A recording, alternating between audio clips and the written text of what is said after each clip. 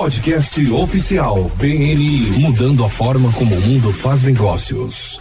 Olá a todos e bem-vindos de volta ao podcast oficial do BNI. Eu sou a Priscila Rice e venho até vocês diretamente do estúdio Live Oak em Berkeley, na Califórnia. E hoje estou no telefone com o fundador e diretor visionário do BNI, Dr. Ivan Misner. Olá, Ivan, como você está e aonde você está? Estou ótimo, Priscila, e hoje vou falar sobre o capítulo 8, um novo público, do livro Giver's Gain. Eu tenho falado sobre o livro nos últimos meses e é meu plano falar um pouco sobre cada um dos capítulos para que as pessoas que têm o livro em mãos também possam ouvir um pouco dele na minha própria voz. Então, eles estão lendo parte do material e também me ouvem falar sobre isso. Eu acho que é uma ótima ferramenta para usar enquanto você lê o livro. Esta sessão, o capítulo 8, fala principalmente do período de 1995 a 2000, na sua maior parte. Algumas coisas bem interessantes aconteceram nessa época. Eu estava realmente tentando passar mais tempo trabalhando no negócio e menos tempo trabalhando para o negócio. E foi realmente nesse ponto que cheguei à conclusão de que precisava dedicar mais tempo ao planejamento estratégico, conteúdo e material. Ao longo dos anos, li muitos livros e revistas sobre marketing, mas não li nada sobre networking. Se você fizer uma pesquisa bibliográfica anterior a 1995, não encontrará quase nada sobre networking e marketing de referência, anteriores a meados dos anos 90. Eu queria fazer um livro que fosse abrangente sobre networking e marketing boca a boca. Escrevi um livro em 89 chamado Networking for Success, mas era um livro autopublicado, não foi muito distribuído. Eu queria muito fazer um livro de verdade, um livro que fosse publicado. Então, trabalhei com Ray Bard, da Bard Press Editora, em 1994, e lançamos meu primeiro livro publicado, The World's Best Known Marketing Secret. Provavelmente é importante observar que Jeff Morris foi editor daquele livro e Jeff é meu coautor deste livro, Giver's Gain. Jeff estava envolvido em tantos dos meus livros que acabou sendo coautor do Giver's Gain. Foi assim que criei o livro The World's Best Known Marketing Secret. Esse foi realmente o livro principal para o sucesso em networking e particularmente no BNI. O que eu queria fazer era escrever um livro que fosse um modelo que os membros do BNI pudessem usar no BNI e em outras redes para se tornarem bem-sucedidos no processo de networking. Havia muitas filosofias realmente fundamentais da organização que estão espalhadas por esse livro. É por isso que você escreveu tantos livros? Não tem uns 10 agora ou algo assim?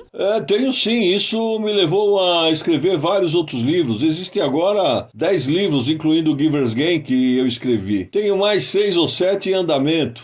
Você sabe, o objetivo final, quando comecei a escrever os livros, era fornecer conteúdo educacional para membros que eram razoavelmente novos na organização. Quando lançamos The World's Best Now Marketing Circuit, não havia coordenadores de educação nos grupos. Era porque não havia conteúdo. Não tínhamos muitas coisas. Quando começamos a fazer mais e mais livros, nos perguntamos: como comunicamos isso aos membros? Como levamos esse conteúdo para os membros? Então começamos a fazer os livros como uma forma de fornecer conteúdo adicional para os membros e depois para os coordenadores de educação. Você sabe, descobrimos ao longo do caminho que, e é uma coisa incrível, é a publicidade que você obtém ao fazer um livro. Se você for à mídia, principalmente à rádio, mas também aos jornais e à televisão e disser: você faria uma entrevista comigo para o meu negócio? Eles dirão: faça um anúncio. Não queremos entrevistá-lo sobre o seu negócio, sobre o BNI. Mas, Priscila, a mídia vai entrevistar qualquer idiota com um livro. E eu tenho 10. Eu tenho muitas e muitas entrevistas. E essa é uma das razões pelas quais tenho feito os livros, porque você obtém essa incrível exposição e oportunidades de mídia para construir a marca. Já fiz mais de 1000 entrevistas de rádio, TV e jornais e quase todas começaram por causa do livro. Eles querem que eu fale sobre o livro. Falo sobre o livro e depois, é claro, que sempre perguntam: qual é um dos motivos que te levaram a escrever esse livro? Então eu menciono o BNI e adivinha? Eles acabam gastando a maior parte do tempo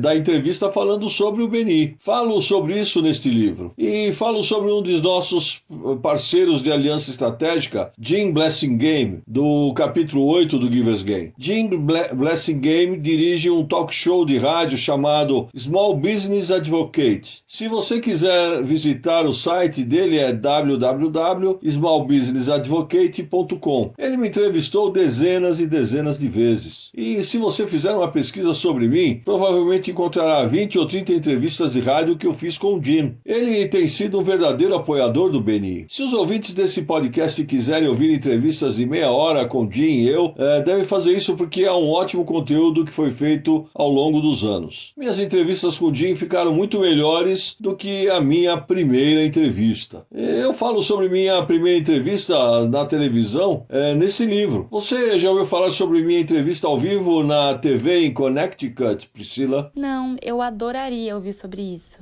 Bem, é uma verdadeira vergonha. Você sabe, isso aconteceu antes de ser possível controlar uma transmissão. Desde Janet Jackson, tudo pode ser controlado agora. Mas quando fiz isso, foi minha primeira entrevista ao vivo na televisão. Vou te dar a versão curta da história e se você quiser a versão completa, vai ter que ler. Está no capítulo 8, na página 68 do livro Giver's Gain, a história do BNI. Bem, eu estava em Connecticut. Era um programa de televisão ao vivo pela manhã. Estava na Sala Verde. Era um programa grande e muita gente estava lá. Enquanto eu estava lá sentado, Priscila, um cara passou por mim. Era um indígena. Em seguida, um cara vestido como um trabalhador da construção civil. E um cara vestido de policial. E aí alguém diz, nossa, parece o Village People. E eu estava tipo, até parece. O pessoal do Village People vai participar. Então, estamos assistindo ao programa de TV e de fato ele diz, a seguir na programação de Fairfield County, o Village People e o Dr. Ivan Meisner falará sobre networking. E eu estava pensando, por quê? Por que justo eu irei ao ar atrás do Village People? Bem, eles queriam que eu fizesse algo visual, então decidi fazer esse pequeno truque de mágica. Você já viu quando os mágicos estendem a mão e a chama sai de suas mãos? Você já viu isso, Priscila?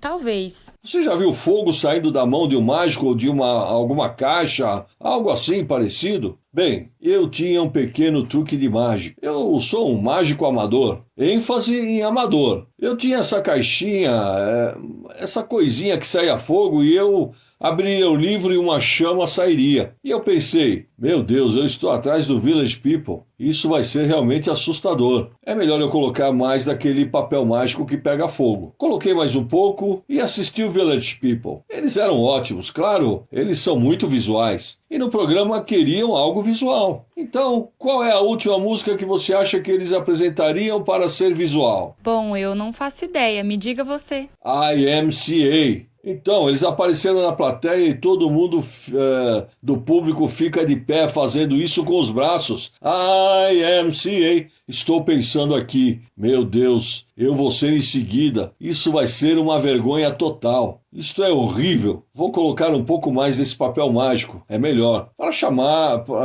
o fogo pegar mesmo. Então, eu entro. É uma longa história, mas o ponto principal é que chegamos ao final da entrevista e a apresentadora diz: tenho aqui uma cópia do livro do Dr. Meisner. Ele abre e eu vejo uma pequena chama. Eu ia dizer, cuidado, o livro é quente. Eu fiz a coisa da chama e ela disparou para o céu. A mulher pulou no colo do seu co-apresentador, gritando a plenos pulmões. A câmera para. O diretor para. Ninguém consegue dizer nada. Tudo que ela conseguiu dizer enquanto apertava o peito é: felizmente não xinguei ao vivo na televisão. Isso ainda está sendo transmitido. A única coisa que eles disseram antes de cortar foi seu co-apresentador olhando para o público e olhando para os bastidores dizendo: ei, guarda-roupas, calças novas para ela, por favor.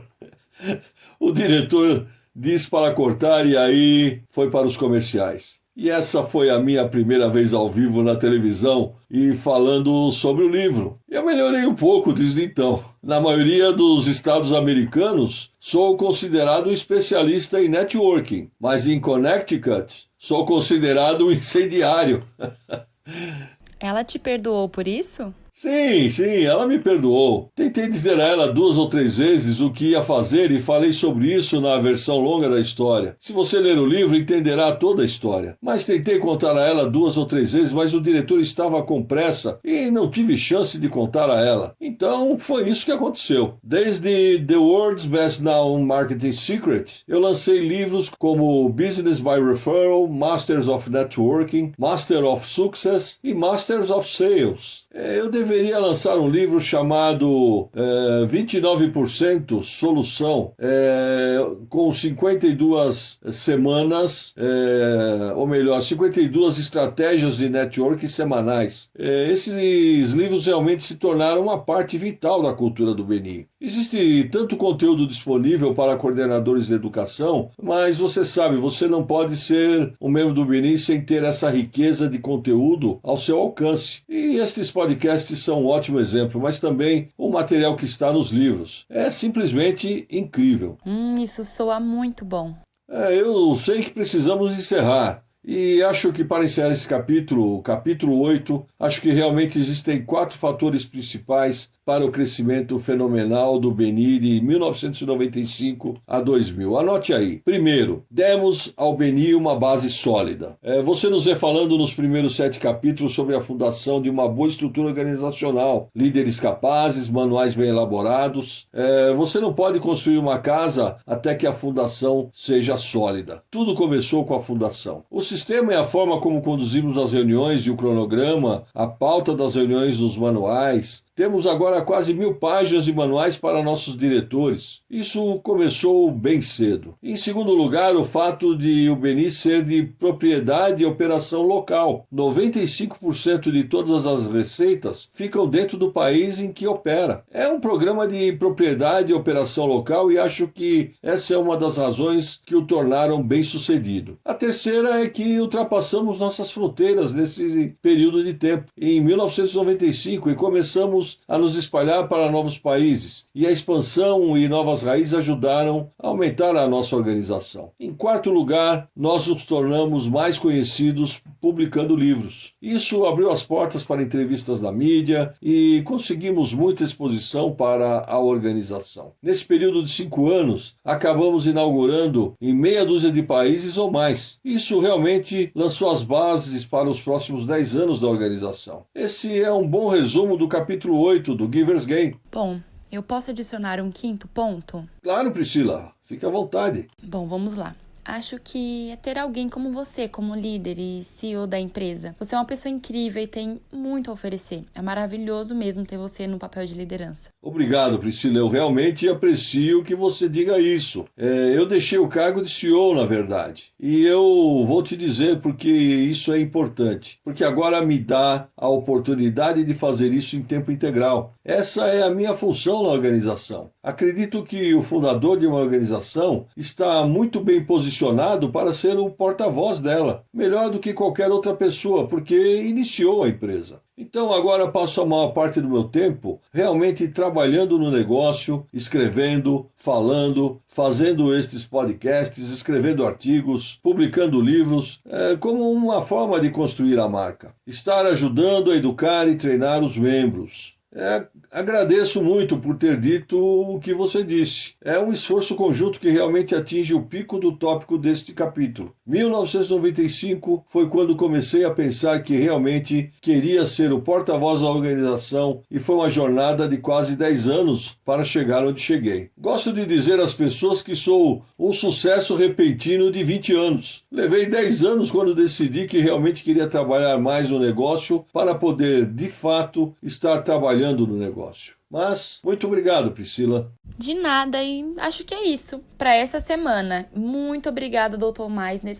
Eu só quero que os ouvintes saibam que esse podcast foi traduzido a vocês por networkingnow.com, que é um site líder em download de networking. Muito obrigada pela atenção. Eu sou a Priscila Rice e esperamos que você se junte a nós novamente na próxima semana para outro episódio emocionante do podcast oficial do BNI. Até logo!